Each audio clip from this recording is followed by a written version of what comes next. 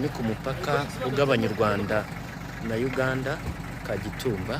N'abapolisi b'u Rwanda hakurya mureba ni muri Uganda. Uriya musozi ntabwo nzi uko witwa ariko ni muri Uganda, ukaba ari mu murenge wa Matimba mu kagari ka Kagitumba.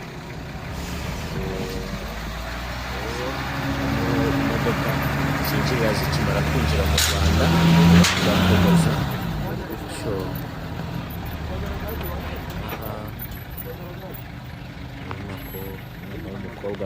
umwana w'umukobwa barimo akora amasuku. Igice cyose